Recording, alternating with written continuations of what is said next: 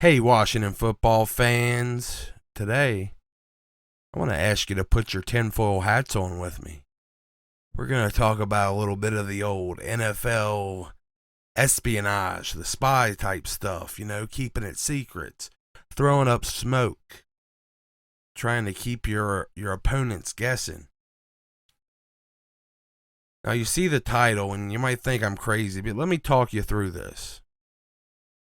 I mean, first of all, we're all under the impression that Fitzpatrick is the starter. And I think at this point in his career, he's definitely capable of piloting a team this good, a team with all these weapons, this defense to cover his ass. I think he's capable of piloting this team to a possible Super Bowl win. I mean, he's playing, over the last 2 years, he's playing the best football of his life. So, I mean, he could do it. But his thing, the reason he's kind of hung around the league for a very long time is he's a backup you can depend on if your quarterback goes down to keep everything from going to complete shit. He'll even win you some games. He can do some nice stuff that, makes you want to play him as a starter in all that. Has he proven he can be a starter? No, we don't know that yet.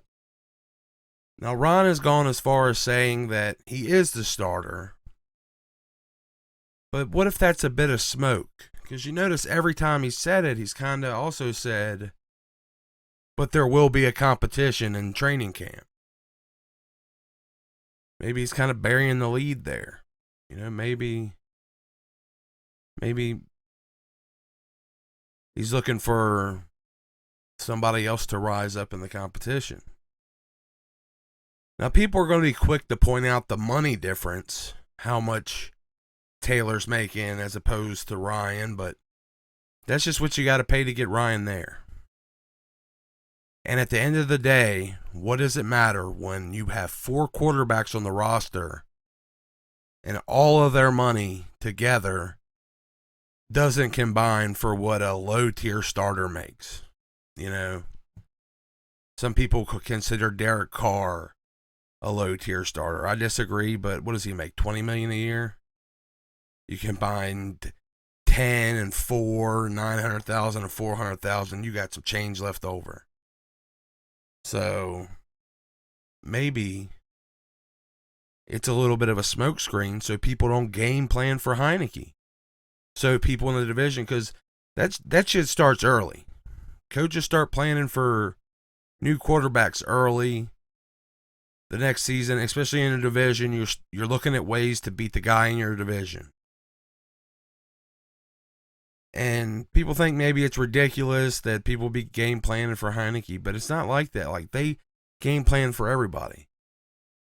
I know he had a small sample size, but that lack of game planning really helped him. People didn't know what to expect, so it really helped him perform as well as he did.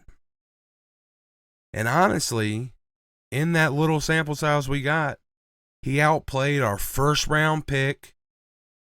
He outplayed a guy that Ron felt comfortable enough to trade to bring with him. Gave up that draft capital that Ron so prizes. He outplayed that guy. And because of his dynamic play style, I think he outplayed Alex even back when Alex was healthy before the injury.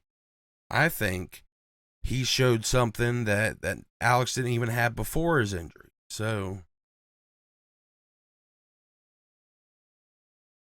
And that was all against the eventual Super Bowl champions.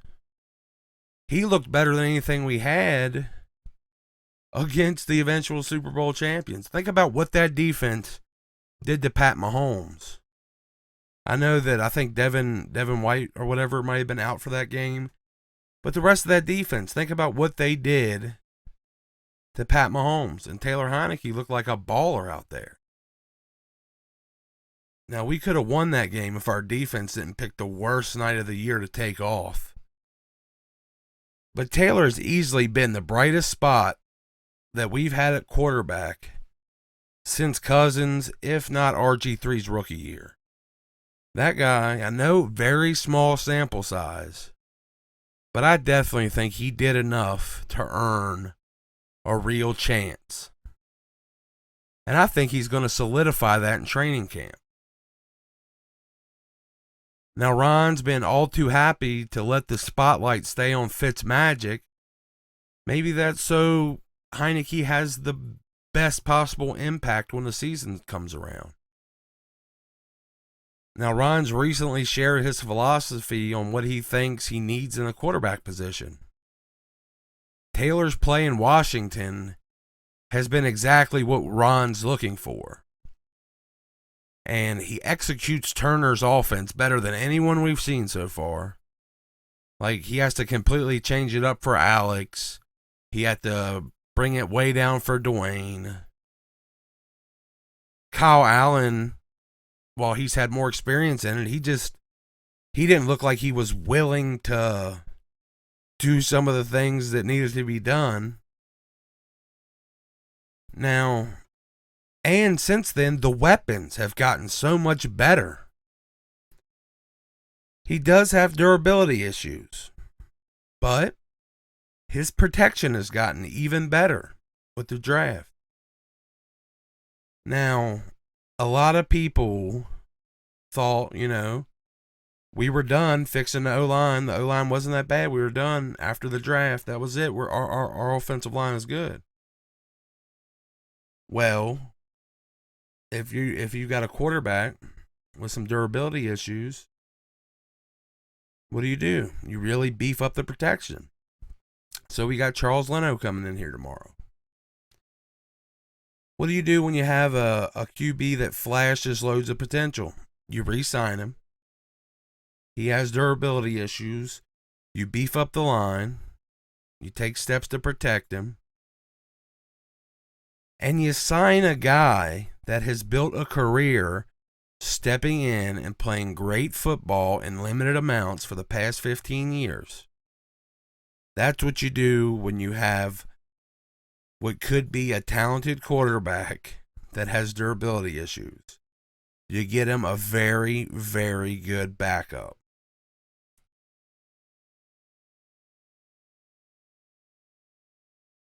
Maybe you put that guy out there as a starter to give yourself,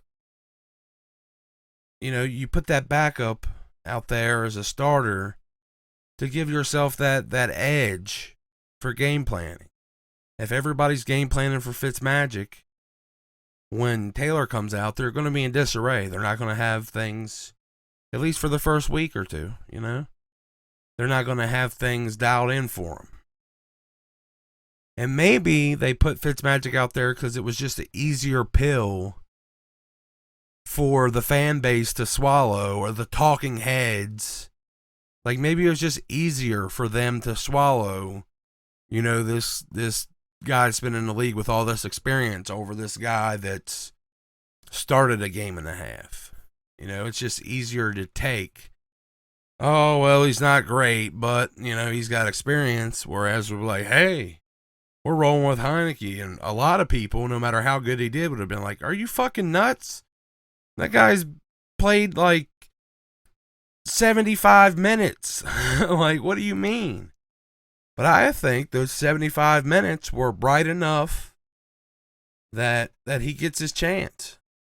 And I really think that Ron doesn't really know yet. I really think this is something that's going to come down to training camp. And he's just kind of putting Fitzmagic out there to just kind of, keep people looking that way. Because, if you start him. People knew what was coming. That just happens. If you don't, it's advantageous for you not to say, that this guy. There is an advantage to be gained from not saying who you're starting. Just the way it is. I know. Kind of got out in the weeds there. This is kind of a long shot, crazy, weird thing. But honestly, for some reason, I just feel like Heinicke is going to be the guy. Now, I've said all these things that, like, I've made videos about, can Fitzmagic be our Brad Johnson and all this. But I've just had this feeling. I've gone back and I've thought about how I felt about Heinicke coming out and the way he played. And I've made the Kurt Warner, like, people want to attach the Kurt Warner thing to. Nobody fits the Kurt Warner profile better than Heinicke. This guy was taking classes at Old Dominion. He was done with football. Classes at Old Dominion and stocking shelves at a Quick Mart, pretty freaking close. They're both out of football, and they come in and play dynamite football. Except Kurt Warner had a whole season to show it off. Heinicke was in the playoffs already. The team didn't show up like it should have, so that's all the chance he got. He should get more. This could be one of those crazy Cinderella stories, those one legends for years to come, like Kurt Warner. We could have 2000 Ravens, 2002 Buccaneers defense with Kurt Warner type out of nowhere quarterback success. That's what we could be looking at here in Washington. And I'm just very excited at the thought of it. So I thought I'd put it out there. If you like the video, comment down below. Tell me what you think. Am I just way off in the weeds here and just grasping at straws? Or do you think he's still got a shot? Do you think that... Because, I mean, obviously, they didn't even take a shot at a quarterback later on in the draft when there were some good ones. Do you think that they really are happy with what they got on the team? I mean, I fully believe in Ron's quarterback philosophy. It's kind of the same one I have. But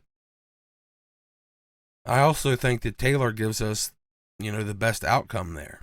So...